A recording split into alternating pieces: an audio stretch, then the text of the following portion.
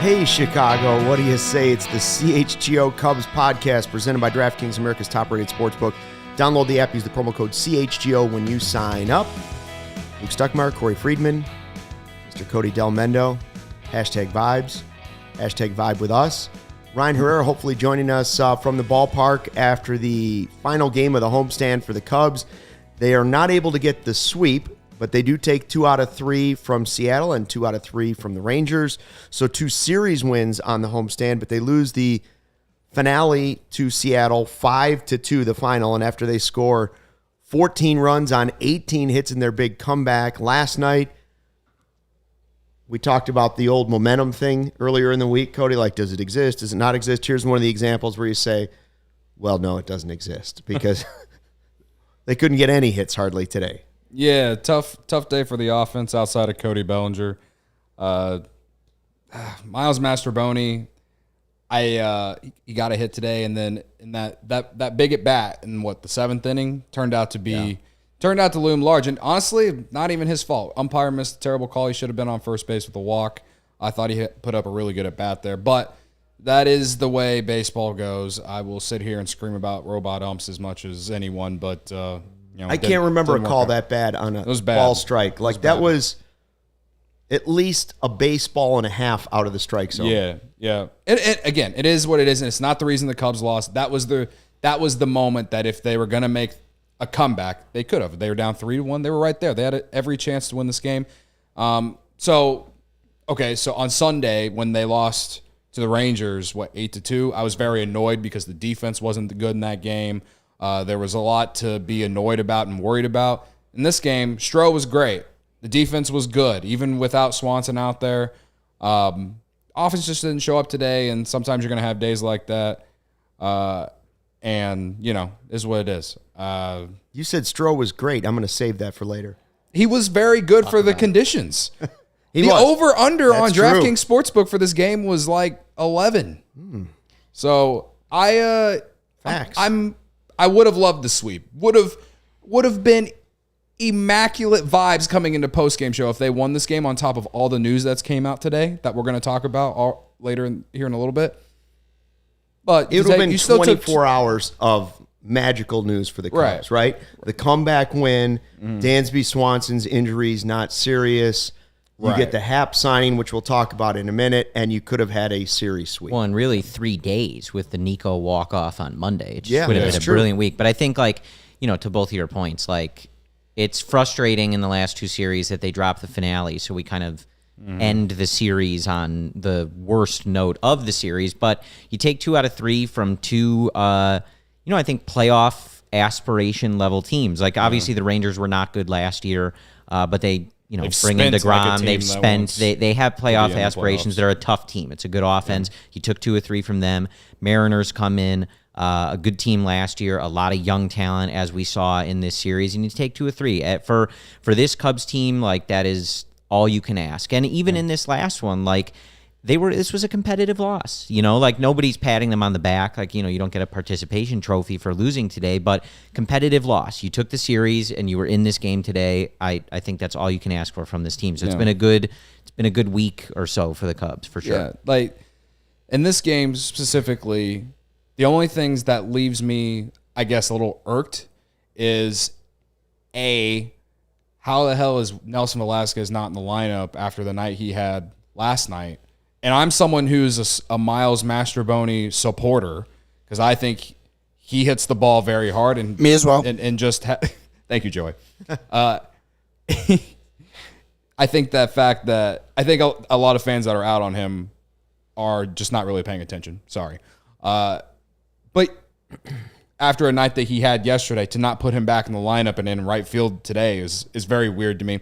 Also, why did you put Julian Merriweather in the game after pitching 2 innings yesterday? I know the bullpen is taxed, but what are we doing here? Why not bring up Estrada from Iowa? Our friend Matt Clapp had a great tweet that Gary threw into the the Discord, and Matt Clapp said Merriweather entering today with a 6.12 career ERA over 57 and 1/3 innings pitched while averaging 97 miles per hour over that time and turns 32 this year. The kind of guy that excites people because of the velocity, but it's unfortunately never really worked out. I'm fine with swapping in Estrada.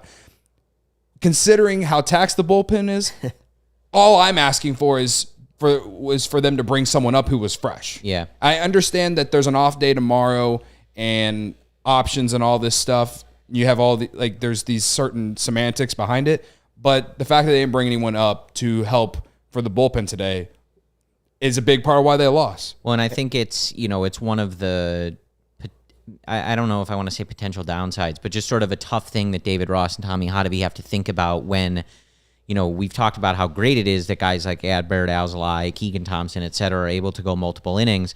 And I think even though in his last outing, Keegan didn't go multiple innings, either way, they're down for more time, right? You have a few guys that you can't necessarily use on back-to-back days because you're using them in bulk all at once. Would have been nice to have a fresh arm. To your point, I don't like to nitpick the lineup too much, especially this early in the season. Same. You want to see I'm some someone stuff. who doesn't but Game to 11. your point about Nelson, I was a little confused. Logan Gilbert, the Mariners starter today, has reverse splits, right? He's a righty, but lefties are worse against him. Last year in 2022, righties 276 with a 334 weighted on base average, lefties 201 batting average with a 256 weighted on base average. That to me, Nelson's hot. He had great at-bats last night, not just the grand slam. That single he hit was a rope, too. Yeah. I would have put the righty in there, because that's what these splits against Logan Gilbert say. But, again, whatever. They took 2 out of 3. Aaron in the chat makes a good point.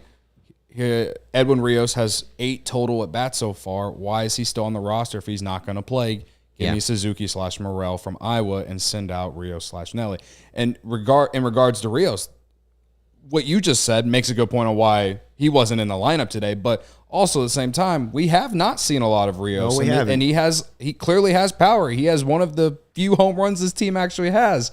Would have been cool to have him in the lineup perhaps today until you said what you said. So that kind of answers the question about Rios. I don't mind, I've kind of been interested and have no problem with Mastroboni getting some time and seeing what he's capable of there, but that's the one where it gets a little confusing, right? Yeah.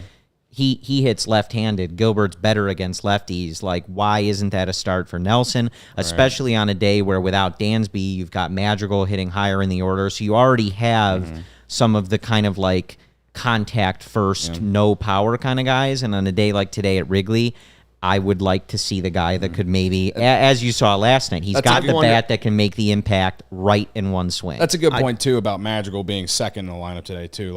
I know Swanson's out, but that doesn't mean you have to put Madrigal in the same spot that Swanson's I'm not a fan of that. But I wondered about the whole thing with not calling up another pitcher. First of all, they just sent down Assad. Assad would have been the guy that you would have liked to have had potentially last night or today. But I wonder if Dansby sitting today because of the cramps last night and they said, okay, take today. You get the off day the next day. We want to give you a little time anyways when we can get chances like that.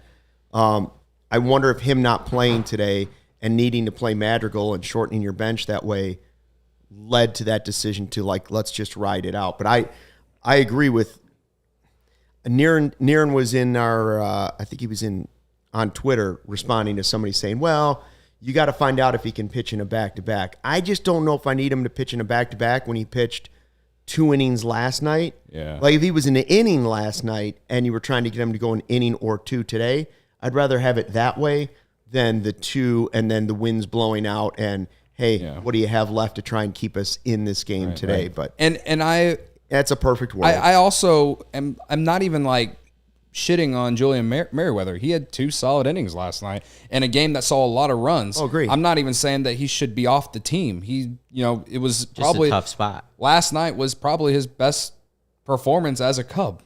He gave up a run in those 2 innings, but still he was able to get the final 6 outs of a game that ended 14-9. So all I'm saying is that this wasn't the best day for David Ross, in my opinion. It just all goes back to, I think, again, I think the lead here is, and we'll talk about Marcus Stroman. He was great. Again, they took 2 out of 3. They're playing good baseball. I think the reason we get into kind of nitpicking some of this stuff on a day where they lose is, we just know, these games are really important to a team like this. I mean, no duh, right? Like, you want to win and not lose, but close games for this team, these little moves and stuff like that, you know, we know this team is not just going to be blowing people out and winning a division by 20 games, right? Like, these little games, like, this was a winnable game, and maybe some of these little decisions are why you don't end up winning this game. So I think that's why, you know, we kind of at least start to question this stuff. But, you know, again, as Luke just said, you know, that's all in a perfect world, and 2 out of 3 is fine. It is. Yeah. Shout out to everybody in the chat, by the way. We got a good chat going for, weekday afternoon. Fish Slayers here. Dave LaCroix says he feels like they're giving Master Boney his last shot. He might be the odd guy out when Seiya comes back, which we'll talk about next segment. But Seiya is close. He's certainly a name that will be considered for that, I would think. Yeah, I mean, personally, it's tough because he can play infield, and he can play all across the infield from what I'm told. So I'm intrigued to see what happens with that. I'm willing to see more from him, but if it means he has to go to Iowa to get more consistent at bats, I'm fine with that as well. Well, I just hope. I mean, like, I hope it isn't Nelson. I think though there's tricky spots, right? Because at some point you only have a certain number of spots to play guys, and it's not easy to keep guys fresh and getting good looks if they're only playing sparingly. But I think, as we've talked with some of these other guys, like Nelson just has a higher ceiling. The potential, obviously, you can see it, and I would rather the Cubs be giving shots to those guys. But, again, early in the season, I understand that they're going to want to see what they have in some of these guys. They're going to play the option game, and we'll see what they do when Seiya comes back. Let's get to the good news, because we can move on. 2 out of 3, right? Like 2 out of 3. Like Corey said, take 2 out of 3 against both teams that think they're playoff contenders in the American League and what we think is a pretty good division. Yes, the Mariners aren't off to a pretty good start, but it's a small sample size. And do I think they'll be in the mix for a playoff spot? For sure. Mm-hmm. I really do. The big news of the day was really shocking to me. We did another YouTube shorter video earlier before the game started, and I was like, you could have told me almost anything, and it would have been less shocking than this. You could have told me Democrats and Republicans are getting along, and I've been like, what? They got an extension done with Happ? I thought the deadline was at least the season, right? Jed has talked about how he doesn't like to do it, but we can continue the conversation. Then last night on television, he starts bragging about Ian Happ, and I thought that meant, wait a minute, is he already talking up a guy on television to like force the narrative for a trade situation down the season? Mm-hmm. No, that was the bitterness and angerness. Is that a word? It is now. It is. See what a late game does to you the night before? Mm-hmm. So people at home are sitting there thinking they're not getting a beer chug today. They're wrong. Because the Ian Happ extension is vibes. And anytime Cody's got vibes, he breaks out the Goose Island beer bat. Also, Corey gets to finally be here for one of these. How excited are you for this? I need to get the timer going. Anyways, 3 years, $61 million, full no trade clause. But the deal is they get Ian Happ in his prime on a team-friendly deal. $20 million a year is a lot of money. But it's only 3 years, and it's the prime of what he does. We'll talk about what it means for the rest of the team. I want to get Cody on a stopwatch here, because the last time he did it was 33 seconds. Frankly, he's really been making some major... 33 seconds last night, and it was an elite pour, and I think it has to do with the glass. So that's been the fault with the bat, is there's a lot of head. You know what I mean? So I want to see an improvement. Mike Dubs wants a beer for every year. # Mike Dubs. There you go. This is for Ian Happ. This is for your left fielder. Contract extension. This should be a quick one today. Yeah. Collada. Congratulations, Ricketts. Now sign a major free agent next year. Well, Dansby was a major free agent. That's starting to look like a really good deal, by the way. More. More Dansbys, more Happs, more Nikos. All three. While Cody's letting the head settle there, like it's just such a great deal.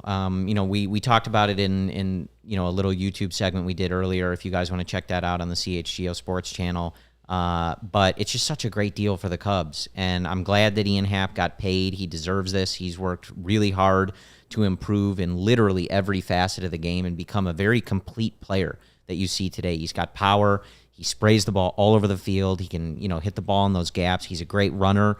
Gold Glover now, and just someone who's going to look really good in this lineup going forward. And, I think as they build the next great Cubs team, you're starting to see what that core looks like, right? Like with Nico, Dansby Swanson, Seiya Suzuki, Ian Happ, and then you can kind of like fill in the gaps there. Obviously, for this year, you've got a lot of short-term guys and still some guys you're trying to have reclaim their career, like Cody Bellinger, or come back like Trey Mancini or things like that. But as we go forward, you sort of expect them to ratchet things up when they feel like it's time to push all the chips in, and now you're sort of seeing who that sort of base group is going to be, which, as we talked about, like coming into the year, we didn't really know who that was going to be. You had a lot of players coming off the books. You had a lot of short-term deals.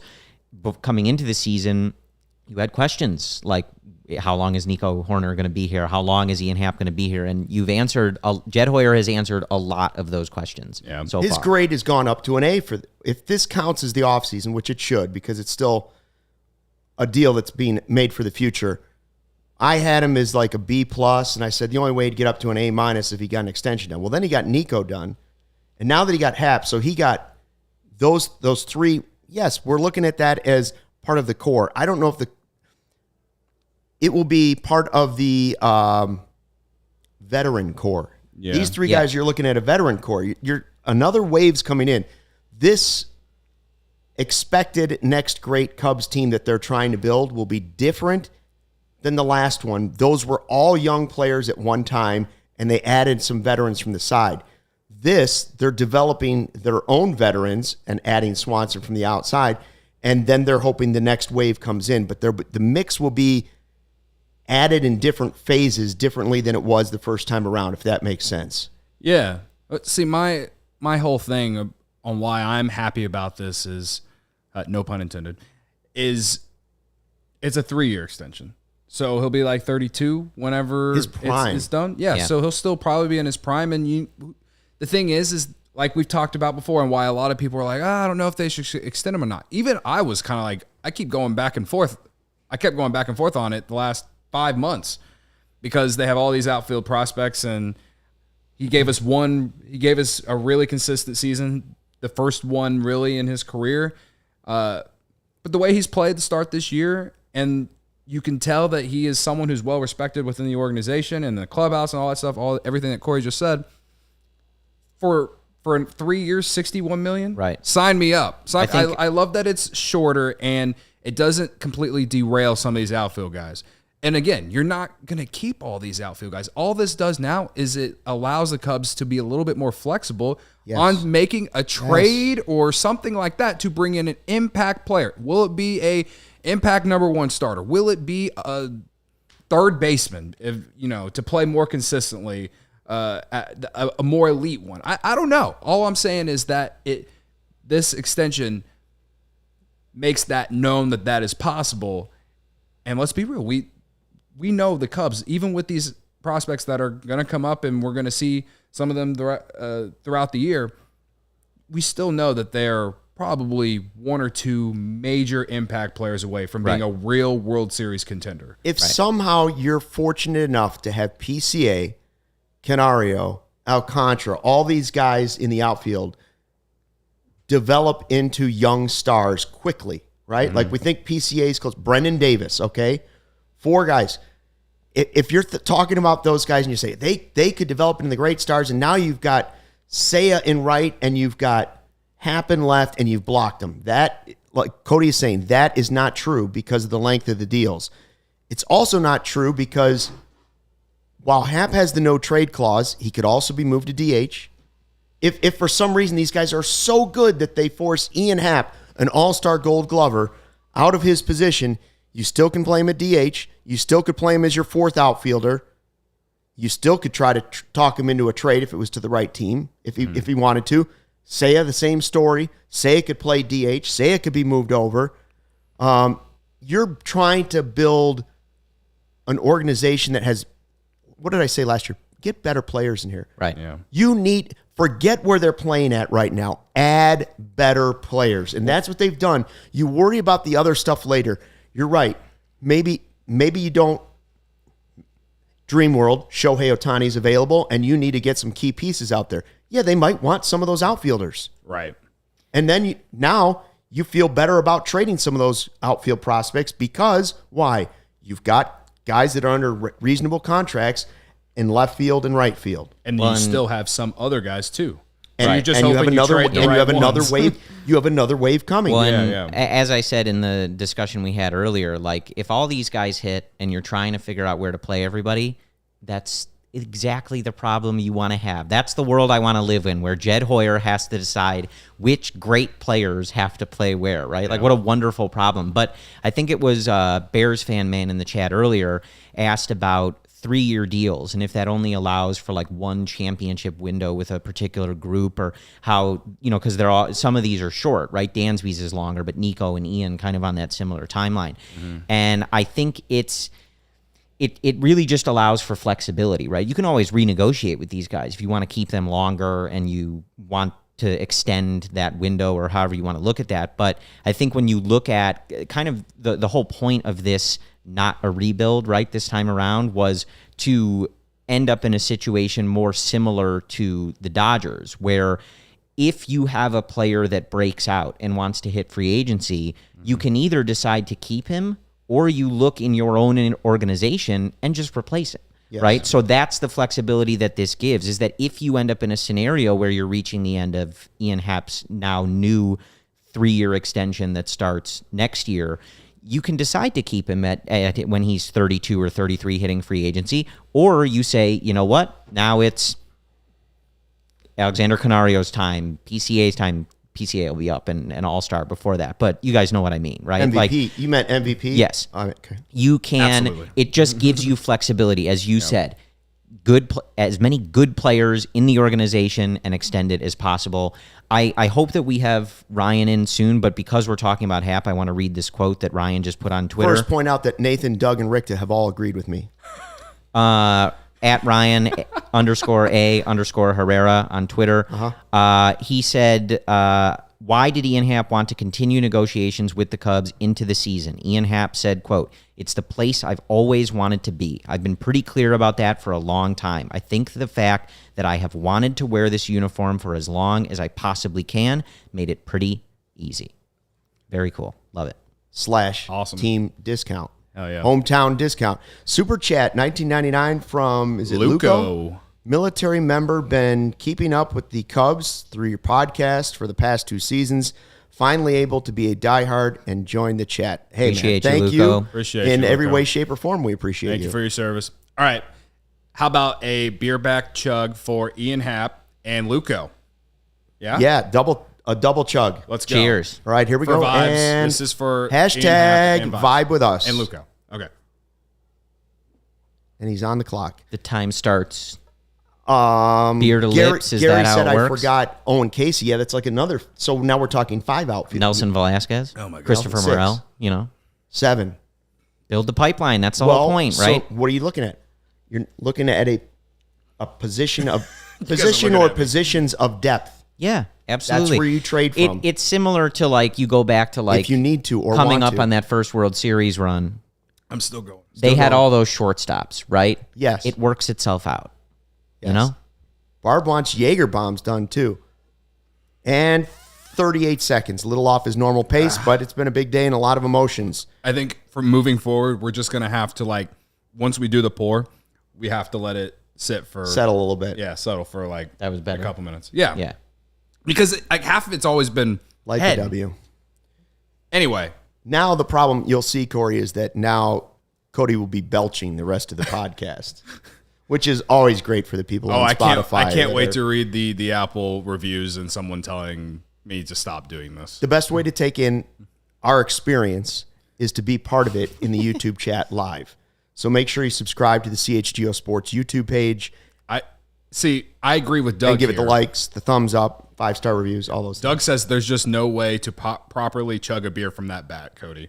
I agree, but we're doing whatever it takes No excuses. to manifest a playoff team here. That's right. Hashtag vibe with us. Vibes have no excuses, Luke. They don't. You They know don't. that. no No, excuses. Let me ask you this about the Ian Happ 3-year, $61 million extension. Do you like it better than Ben Attendee's 5 for $75 with the White Sox? Yes. Absolutely. Benintendi didn't even hit. He would. Don't you think he would have got $100 million easy? Yeah. On the open market. I would have thought. Being I mean, over that's, the number- he'd have been the that's number part two of the reason position player. I was, we were, I think most of us were advocating for this, but we were just unsure because we didn't know what Ian would be looking for, knowing that Right. he is really This one is a of the discount. absolute top bats in this free agent class. So many of those guys signed extensions. And, the Shohei thing, if he doesn't get traded, is going to be a complete circus. But look, I mean, like I read that quote that Ryan got us, like he wanted to be here. And I think that's very clear. I wonder if maybe he had a sense for whatever reason that the type of monster deal just wasn't going to be there. I'm not sure how they would be sure of that now. It's the but security of not having to worry about getting hurt this Yeah. year. That's another thing. Like, right. But he didn't have to take it. So I will ask after this. I'm going to give you the question. You can think about it while we're doing our ad reads. Does this change the narrative, the negative narrative that was starting to hover over the Cubs about keeping their own players? Yes. Has it started to change the narrative for you? And Yes. we'll talk about that after the break. First, Cody's going to tell us about how ComEd is an energy efficiency program that really, we all want to be on board with, and Listen, you can be. You've seen these lights, these new lights. I've seen them. Beautiful, historic Wrigley Field. Beautiful and historic and spectacular. Yeah, I mean, it had to do with the ComEd Energy Efficiency Program, which is committed to helping families and businesses in the communities they serve, helping manage energy usage and lower energy bills. Now, Luke, and into the future. Absolutely, Cody. ComEd offers a wide variety of incentives on lighting, other efficiency upgrades to commercial, industrial, public sector customers of all sizes across their territory. ComEd also offers these free facility assessments that can help you find energy-saving opportunities, HVAC systems, commercial kitchen equipment, industrial processes. Yeah, how does that actually work, Luke? Well, Cody, thanks for asking. I appreciate that. An authorized engineer will work with you to develop a detailed assessment plan specific to your goals and needs. They can be done in person or virtually. They last about 2 hours. Then within 3 to 4 weeks, customers receive this report detailing energy efficiency projects they can start working on right away, immediately. Each recommendation will include estimated energy savings, cost savings, project costs, potential incentives, and simple payback. So if you own a business, man, you don't want to hesitate on this. Get started saving money and energy today. For energy saving tips, lighting incentives, or to schedule your free facility assessment, go to comed.com/poweringbiz. Did you say comed.com/poweringbiz, Luke? I did, Cody. Get on it. It's important. It will save you money and energy. Let me tell you something else. Those lights are so bright, you got to have your Shady Rays on, even at night. Now, a day like today, Cody, you came in on the scooter. You had the Shady Rays on? Oh, yeah. I was hanging out on the balcony, eating my lunch, celebrating Ian Happ being a extended Chicago Cub, had my Shady Rays on. I was just absolutely vibing. Summertime shy vibes from my Cody God. Del Mendo. In If April. you're not I mean- watching it, if you're doing just the podcast form tonight and listening to this, make sure you go back and watch the YouTube, and you'll see what I'm saying. Summertime vibes from Mr. Del Mendo. Shady Rays, though, never understood why sunglasses were so expensive, so they set out to change it. You don't have to break the bank for quality sunglasses because our friends at Shady Rays have you covered. Premium, polarized shades featuring world-class optical clarity, substantial durability, styles catering to everyone and every lifestyle. And the best part about Shady Rays, they have this insane protection program, the best in all of eyewear. Lost and broken replacements. If you lose or break your shades, even on day one, they told us they'll send you a brand new pair, no questions asked. Drop them in a lake, off a cliff, anything. They'll replace them. You might be doing a beer bat there and then step on them accidentally when you go to pick them up. Doesn't matter. They'll replace them. Even with that kind of protection program, they still manage to make quality that I can tell you, holding my hand, just as good as any expensive pair I've ever worn. Shady Rays customers seem to agree. More than 200,000 five-star reviews. Shady Rays also provides 10 meals to fight hunger in America with every order placed, and they have donated now more than 20 million meals to date. They stand behind their product, too. They told us if anybody has a problem, they just throw that profit out the window, do what it takes to get it right. Free returns, free exchanges. You either love your shades or Shady Rays is going to ship them back. That's it. Exclusively for our listeners right now, Shady Rays is running their deepest deal this season. Use the code CHGO 50% off 2 or more pairs at shadyrays.com. Buy one, get one free. You can get 2 pairs as low as $54. BOGO, baby. Redeem them at shadyrays.com, where you can find all their newest and best shades.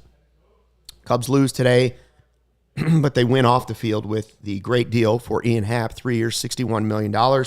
Full no trade clause. He'll be on the Cubs this season and 3 more, it appears. And Jed Hoyer has now gone out and in this offseason period into the early season has extended Nico Hoerner, has found a way to extend Ian Happ, and he's added some key pieces. He added Dansby Swanson. Have the Cubs changed the narrative? That's the question I asked before the ad read. What do you guys think? Have they changed the narrative about being cheap and not able to re-sign their guys? I believe yes. So like anyone else, I have my thoughts and probably qualms about some of the last few years and some of the spending and, biblical losses, things of that nature, right? I'm not saying it's all good and that, some of these years have been what we all deserve and what this franchise should have gone through to get to this point. But Jed, I think, has proven that the narrative that he is unwilling to sign extensions or unwilling to give out big contracts or spend money is not true. He is willing to do all of those things and now has done all of those things for the right guys at the right time. That's what I believe. And I think to suggest otherwise, at this point, it just isn't true, right? We can always have opinions on they should have done this instead or they should have done that instead, but he has given out multiple extensions to homegrown players. He has signed big long-term contracts. Dansby Swanson, 7 years, a lot of money. Jameson Tyone, multiple years, a lot of money. He's done it. And when you look back to the core, the infamous trade deadline, right, of 2021, we'll see how things shake out. Some of those deals are long-term. There's no answer yet right now. But at the moment, Anthony Rizzo is the only one of those that looks like a player you definitely would like to have on this team I like now. Kyle Schwarber, but that's another story. That was before 2021, but yes. But it doesn't mean the decisions are the right decisions. It just does show that they can re-sign guys. They've now signed Rizzo to 1 extension, Hendricks to an extension, Happ, and Hoerner. Mm-hmm. They've had 4 guys take team-friendly deals now that, again, both sides have to agree to it. Both sides have to be willing.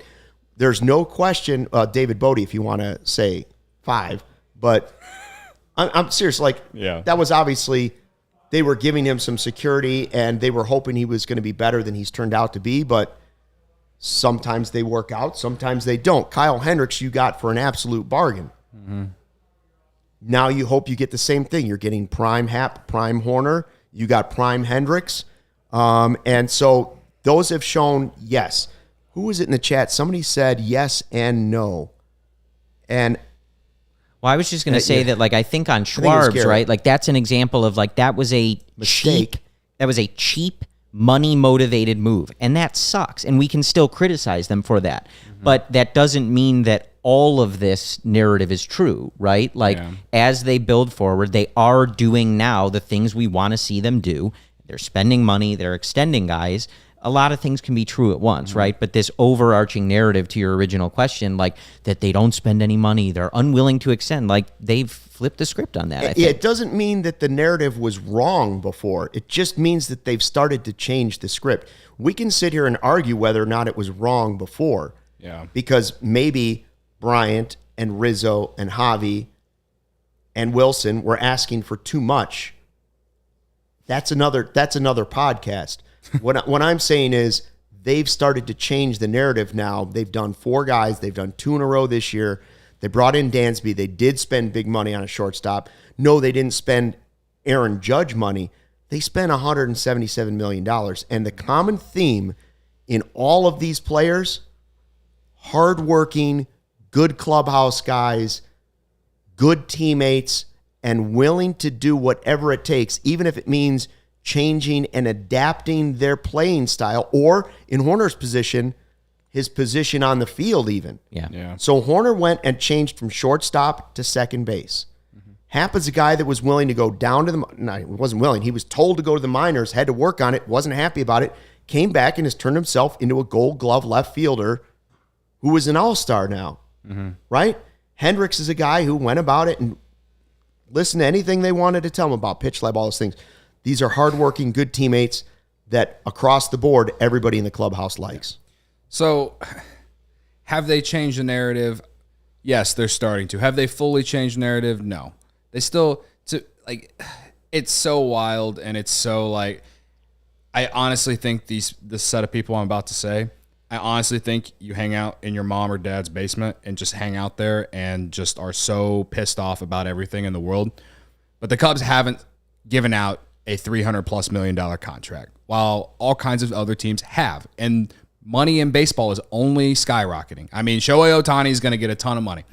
I think the only way that the large majority of this fan base is going to believe that the Cubs or the Ricketts family is ever going to believe that they're willing to do whatever it takes to make this team a winner on a consistent basis is if they shell out some sort of massive, large contract. And listen, they gave Swanson 7 years, $177 million. In 2023, that's not a lot considering what Bogarts got. You're right. What Turner got, what Mike Trout got, what Mookie Betts got, what Shohei Ohtani's going to get. It just isn't.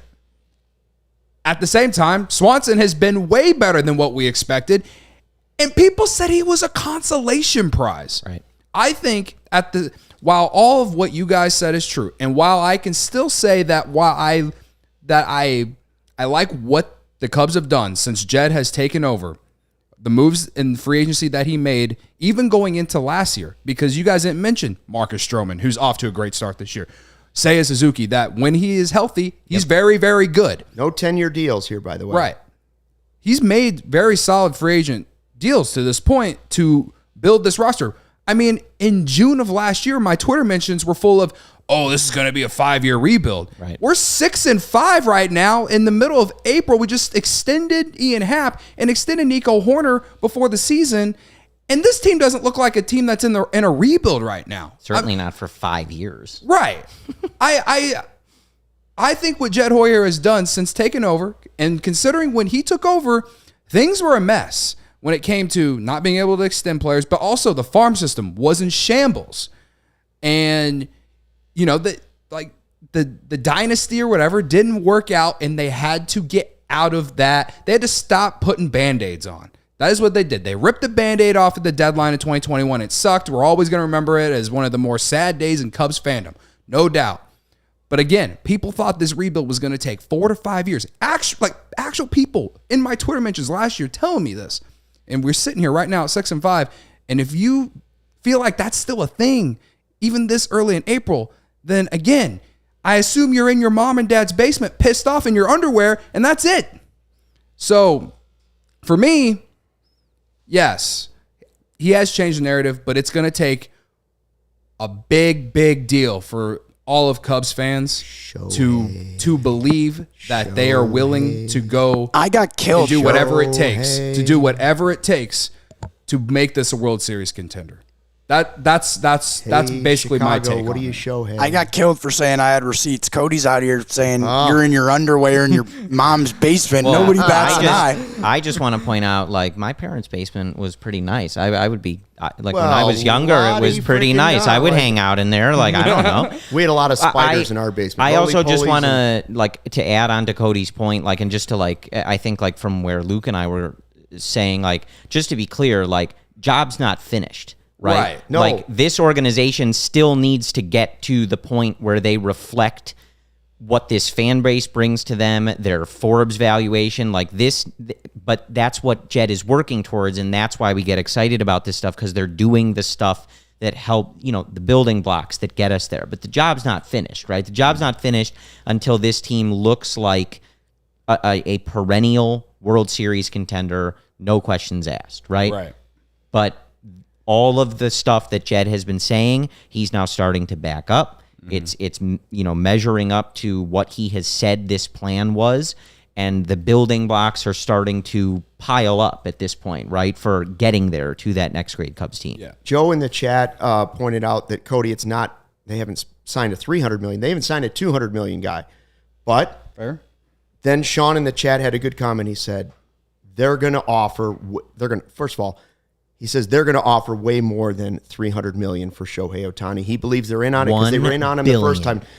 Yeah. Well, it's going to take way over $300 million to get the guy. That's for sure. I think they have to be in on the conversation. Oh, yeah. And if saving on some of these smaller deals, shorter term deals, like Marcus Stroman's shorter deal, Tyone's isn't a long deal. The Bellinger one is a 1-year deal, so it's coming off the books. Mancini 2 years. Mancini's only 2 years. Hosmer 1 year. 1 year. And also the extensions, like Horner isn't forever. Happ isn't forever. Seiya's deal isn't forever. So if all those things save a little bit of money each time to where you can now overspend, which you will certainly have to do to get Shohei Ohtani, they've now set themselves up to be in the conversation. Whether John Heyman wants them to be there or not, they can be in the conversation. They almost had him convinced the first time around to not go to the West Coast, right? Right. Didn't happen. Now they can come back and say, listen, your buddy Seiya's over in right field. We can give you truckloads of Crane Kenny's money. And by the way, if it takes, this is not my preferred way, but if it takes trading some of the prospects, we've now secured some positions on the field, and now we're starting to see that we may have a surplus of guys at certain positions. There's a couple different ways it could work out, but I think that this sets them up to at least be in the conversation for it. Well, and I think, like, again, like some folks wondering, like, short-term deals, like, why don't they go longer? Does this, how long is this window, et cetera? Just gives them so much flexibility, right? Especially because the Nico extension, this Happ extension, even the Dansby contract, when you look at the value he's going to provide from an annual average value perspective, like, these are all going to look like smart deals, which is the point. And now, you don't want Jed to only be operating smartly all the time, because sometimes to get the goods, it takes acting a little stupid sometimes. But it puts, as Luke is saying, like, you have these prospects coming up, your system is, flying up these rankings, these guys are developing and excelling at new levels. It just gives him so much flexibility because you are not bogged down with big, weighty, bad contracts, right? And so whatever direction they decide to go, trading guys, shelling out for, the big fish, Shohei Ohtani, whatever it is, he's got flexibility because you have this base in place with prospects and major league talent, and there's nothing about it that is restricting, right, in terms of a budget perspective or a luxury tax perspective, anything like that. He's got a ton of flexibility. Now he's got to, like, push, to use a baseball cliche, he's got to get it across home plate, right? Like, he's laid out this vision. A lot of these moves look like exactly what he's been talking about, like smart, not super long deals, not crazy money, but guys in their prime, paying them when they're in their prime. Push it across home plate and build a team that goes and wins the World Series. Now, Gary in the chat, and I'm only bringing it up because he's a diehard, and he said something along the lines of, 3 years isn't these aren't long term. But that's the thing. That's the point that you're making. Okay, when Nico's contract is up with the Cubs, he'll be 29. To be honest, that's probably what he wants. He probably wants to hit free agency when he's 29 and renegotiate just before 30, because 30 is the number where teams go, he's 30. And if he plays, if he's a top 10 second baseman in baseball for the next 3 years, then you pay him and keep him. Yeah, or again, we're talking about the system that's like going to skyrocket or somebody the forces rankings. him out. Christian Hernandez just hit his first home run in Myrtle Beach the other day. I know he's probably not going to play second base, but just an example. They have some guys that are going to take a while. So to have Nico there for the next handful of years, and yeah, I'm all about, like, if he plays well and he becomes part of this a Cubs World Series team, then yeah, I'll probably be like, yes, Nico for life, whatever. It's kind of the same thing with Ian Happ too, because in 3 years, okay, well, obviously we're going to probably move some of these outfield prospects, but you're going to keep some of them too. So in 3 years, we're going to see. I think that the extensions, while they are short, it's beneficial to the Cubs long-term for the guys that they do like that are on the farm. And even though I keep saying you don't know what you're going to get out of them, it now gives them more time to find out, okay, do we really, really like this guy? Is this the guy that we want to see playing left field in a few years, whatever, whoever it is? You know what I mean? So that's why I like both those extensions the most, because first off, say Ian Happ just explodes even more over the next 3 years and he's 32, okay, then he can make more money. In a way, the Cubs are benefiting themselves and the player. So that's why I like the Ian Happ and Nico Hoerner extension, for not only for the team, but just for them as well. So that's basically my take on it. But yeah, I mean, will they need to make a long-term extension for a homegrown player one day? Well, whoever, I don't know who that guy's going to be, but just be happy that we got some. That's right. It'll I'm be not going to complain when he's 22. Extend him till he's maybe 50. it's PCA before he's called up. They haven't done one of those yet. Right. He They haven't would be done the one guy of those too. that, like, here's your guaranteed money. Yeah. Come on up now. I also like the comment from Joe that we just got in the YouTube chat. He says, I like that the team is starting to feel new and they're establishing an identity. Since 2021 trade deadline felt like a placeholder team. And I agree with that. And you're starting to sort of feel like you see the future with a lot of these guys in it. Even though there are placeholders on this roster. Right. Unquestionably placeholders on this roster. I saw that, can you go back to, I think it was Fish Slayer with a nice comment. I always like to, pat ourselves on the back. By the way, just have to say, I really appreciate this podcast and how genuine it is. ESPN always feels fake and their personalities are stupid. This podcast is way better than anything ESPN could produce today. Salute to you, Fish Slayer. Fish Slayer, we appreciate that. And also, Jerome says, sun's out, guns out. I don't know if he's talking about me, Corey, or Cody. Definitely Could be all not of us. me. Could be all of us. I'm assuming they're talking about Luke. Don't let the facts get in the way of That's your right. story. That's I also right. just love, you can break up these samples, however, and, I think 2021 was a sort of weird, tale of two halves for Ian Happ. But, I'm looking at, the Fangraphs WAR leaderboard, right? 19th among outfielders since 21 till now, Ian Happ. And you just got him on a 3-year deal for a little over $20 million a year. That's a steal. And that doesn't even take into account that he has continued to get better year over year, even during that span. And there's just not that many outfielders that are better than him at this point. Yeah. And if you were going to try and go get one in free agency, he was going to be, other than Shohei, your best option, right? Yeah. So it's a great deal from Jed Hoyer. This is a very, very good day. Despite the loss, Marcus Stroman was great, and the Cubs have now kept a really good player on this team, and they have him as part of the fold going forward. They've developed two of their own and now extended two of their own, right? Those aren't guys that were traded for. They were guys that they drafted. Ben says you guys are incredible. Best Cubs coverage in the game. Thanks, Thank Ben. you, Ben. Thanks, Ben. Appreciate that. Appreciate See, you. anything you say nice about us or agree with me, you're going to get probably mentioned out loud. Or Cody, if you just say something funny, I'll probably read it. that's right. How about a DraftKings pick of the week? You got something for us? All right. I gave it out on CHGO Bets Daily at 11 a.m. today. We got the Bulls playing game tonight, and I'm not going to bet on the Bulls or the Raptors because both teams are they're not good.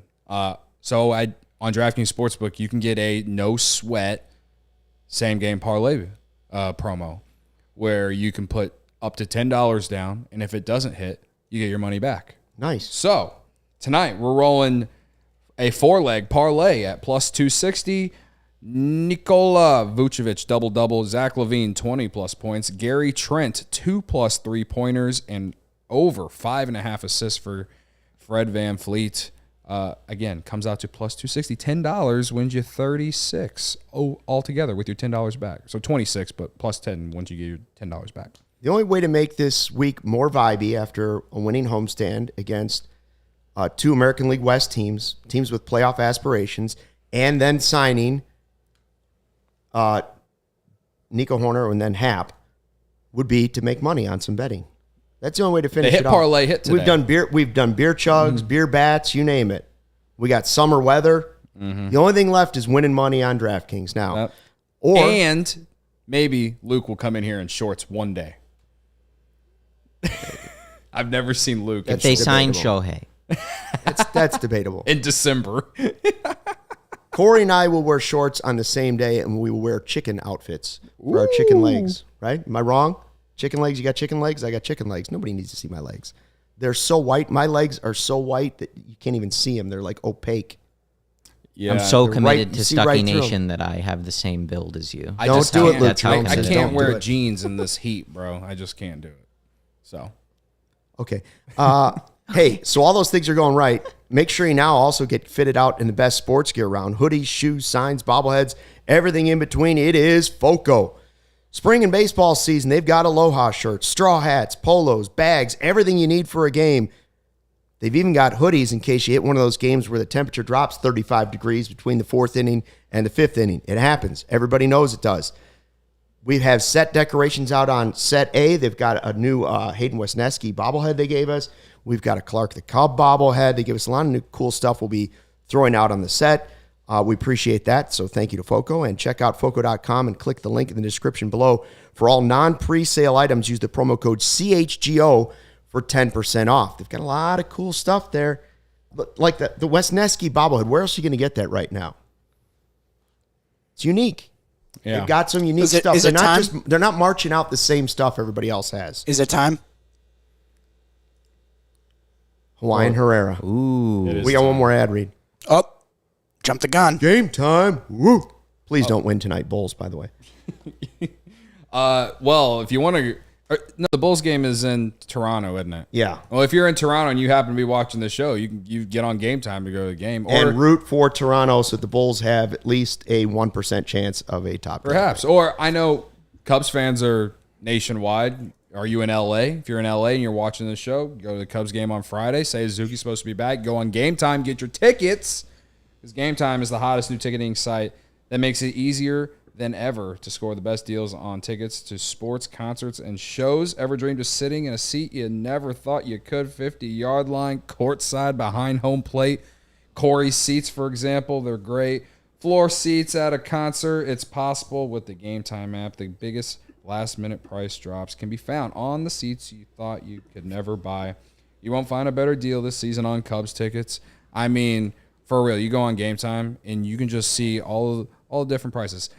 I get on the red line sometimes, and when I get off at Addison, I pull up Game Time just to see how much they are, because if you wait right up until a few minutes before first pitch, you get them at the best price. It's the best thing. Created by the fans, for the fans, guarantees the lowest price. If you love CHGO, then you'll love Game Time. The best way to support us is by buying your tickets through the link in the description. Join over 15 million people who have downloaded the Game Time app and score the best seats to all your favorite events. Use code CHGO. Get $20 off. That's not in the ad read, but it should be. Barb says Stucky with his Daisy Dukes. Do you guys get that reference? Does anybody understand what Yes. she said? I do. Yes. Dukes of Hazzard, Daisy Dukes, wore the I'm short cut off Jessica jeans. Simpson? We're cultured, Luke. Yes, she did play. Yes, Jessica Simpson did wear the Daisy Dukes. God bless her. All right. Ba, ba, ba, ba, ba, There ba, he is. ba, ba, ba, ba, ba.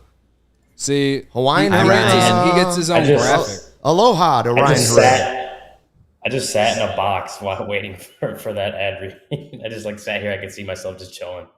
It was Sweating. weird. Anyway. Sweating, right? It's probably warm there. All right, Ryan, what did they say? What was the most interesting thing out of the clubhouse or from David Ross today? Hey, I can see Joey's hand turning the TV up. Obviously, the most interesting thing that happened today is Ian Happ and his extension. Very obviously that nothing in that game, not that it didn't matter, but nothing in that game was really gonna overtake the biggest news of the day, which was Ian Happ. Got to talk to him afterwards. Rossi, obviously. Jed Hoyer came down, talked about it. And I think the main thing is, especially what Ian said, is he's said it all along that he wants to be here. He was willing, obviously, to discuss contract extension, negotiate that during spring training, all off season, and even into the season. Like Jed Hoyer told us on opening day, when it comes to in-season stuff, that sort of falls on the player themselves, and if they want to do it. Clearly, Ian did, and now we're almost 2 weeks since I think Nico's deal became official. And now Ian's locked up as well for the next 3 years. So, Ian said that this is the place he wanted to be. Him and Jed both talked about how, compromise kind of had to be made, obviously, to come to terms into that specific structure of the deal. But also, Ian probably could have made maybe a little bit more money hitting the free agent market this offseason, considering all the rest of the guys that did sign extensions themselves. So it does go to show that Ian was very sincere in how much he wanted to stay in Chicago, that he was willing to maybe give up a little bigger of a payday and maybe even a few years on a contract to stay here for at least 3 more years. I mean, I think everybody pretty much looks at it and says, he gave them the hometown discount. He gave them a great deal, but both sides had to agree on it. The only thing we've had a question about from the game, and this probably was not addressed afterwards, but if it was, I'm curious what was said. The decision not to bring somebody up in the bullpen today after last night, and then whether or not, you can't guarantee that Stroman's going to give you 6 innings today. So they didn't have a ton of arms, and they are off tomorrow. Did anybody bring that up? Was that mentioned at all? No, but I also think you look at it, they have the off day tomorrow. Someone I know Cody tweeted about Julian Merriweather, which he did pitch 2 innings yesterday. I think it was 25 pitches, but, a guy like Mark Leiter Jr. didn't pitch that much yesterday. He could have potentially come out of the bullpen. I think he threw 15 pitches yesterday, so it's not like he maybe I might be wrong. I believe it was 15 pitches. I could be wrong on that, so don't quote me on it. But you have the off day tomorrow. He still had, I don't remember the last time Fulmer pitched, but we saw him a few games ago go 2 innings. So he could do it in a pinch if needed. I think it wasn't addressed, obviously. But I think it just kind of came down to they have the off day tomorrow. Guys obviously need to be able to pitch on back-to-backs. And this was a chance for a couple of them to do so, especially like Julian Merriweather we just talked about. It wasn't addressed, but I think it just came down to they have the off day. If they need you need to be able to pitch. It says he pitched 2 innings yesterday in the box score. Just saying. Merriweather? Yeah. Yeah, that's what I said. No, Ryan said that, I thought. Oh, I thought he said that he didn't. I was like, no, he did. No, he was talking about the amount of pitches that he threw. To argue, Cody. Oh, yeah, that's Speaking of obviously arguing, what I'm doing. Ryan, let's get to the very important who you got, because that's what we really are here to argue about, correct? We have a lot of things to discuss. Yeah. There's no argument. Ryan are you filing a formal appeal on your ban of pitchers?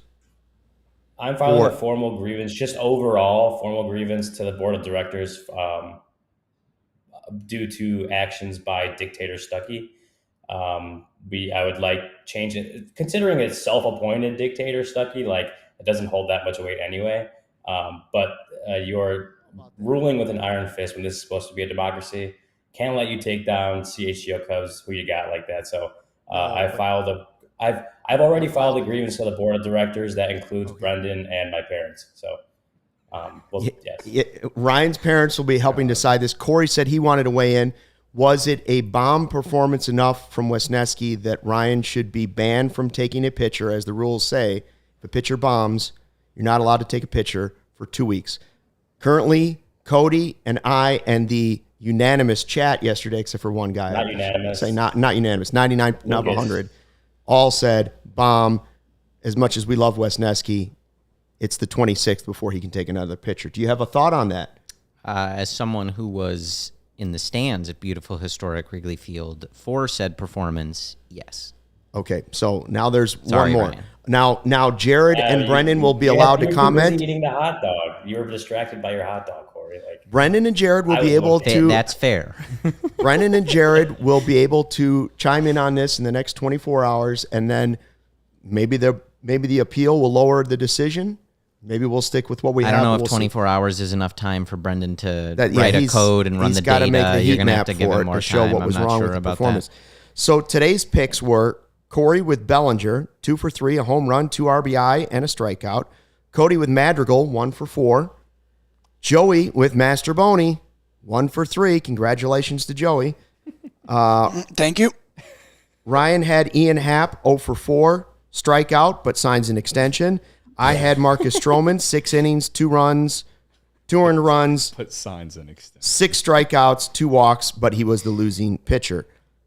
Where are we going Cody with this? Bellinger today, baby. I will Come on. open Did now. Bellinger's home run give him enough The juice? only 2 was a runs in the meaningless home game. run. He was did have the only 2 RBI. He was also the only person in the Cubs lineup with multiple hits. He drove in and scored, obviously. Drove in and scored the only Cubs runs on this day. It's got to be Cody Bellinger. Marcus Stroman has been great. 3 starts, 3 quality starts. He has been doing exactly as advertised, as he was signed to do. You said he was great today earlier in the show. I did. As did Cody. He took the loss. We're not going to give a who Took you the got loss. win to the guy that took the loss. I Cody understand. Bellinger was the whole offense definitely a vote. today. That's definitely a vote I am against. not always here to argue my case, so I am going to defend Belly passionately today. This is me. Give me the dub in the chat. Let's The home go. run. The home run was enough to push you over the top. Do you think you had it before the home run? Then I think this would have been a tight debate. Very tight debate. Yeah, Partially tight. because of what we were just talking about with Ryan. I will agree that I think Bellinger, it's the 2 guys, right? But you could argue Happ because of the extension, even though he was 0-4. No. And I know Hold on, Ryan. hold on. I know Ryan. The who I you know got Ryan winner will. should be Jed Hoyer in that Exactly. context, I think. But I will riot will if say- Ryan wins who you got. but for this. however, if I'm getting the votes. if I'm getting the Stroman if votes here. Stroman doesn't pitch the way he does, you're left with a position player pitching in this game today. Yeah. That was the situation. The bullpen was so used up last night that if he doesn't go 6 innings and just 2 runs and a handful of strikeouts, if he doesn't have his 3rd good start of the season, you're left with Nico Horner pitching the 8th and 9th inning. That's the way it probably would have gone today. Look, Stroman was great, no doubt. And again, he's Now, been does great anybody said all Bellinger season, was great but today? No, but you just said. I've had 2 people say Stroman was great. That's look, my argument. I got The all. chat's I got saying- all the votes in I- the chat. I'm Come talking on, now. Belly. All right, I'm I'm just putting making my an argument. vote on Bellinger. That way, me and I'm Luke good with stay that. with the same. Big of Bellinger with you, the home Cody. run Big was of the you. difference. I think I had it until Bellinger of hit.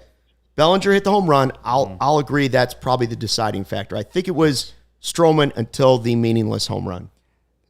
I say this one because with this loss for Luke, me and him both remain with the worst record. 2 and 7. So I'm not the only one with the worst record.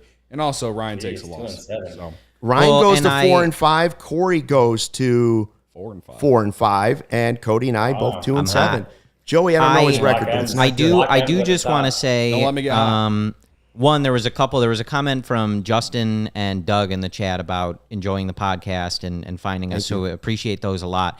I do just want to say, like, obviously in the context of the game, and I know you didn't mean it that way, but like, it was meaningless. The home run from Bellinger, but Could be big. I do want to point out, like, he looks good. He has, like, right now after today's game, sporting a K rate under 15%, which is right in line with when he was really, really freaking good for the Dodgers. Now, obviously, the performance has not been there all-encompassing on the offensive perspective, and using WRC Plus this early in the season is, it's very early. Samples are small. But an 85 WRC Plus, right? He was at 83 last year for the Dodgers, 47 in 2021.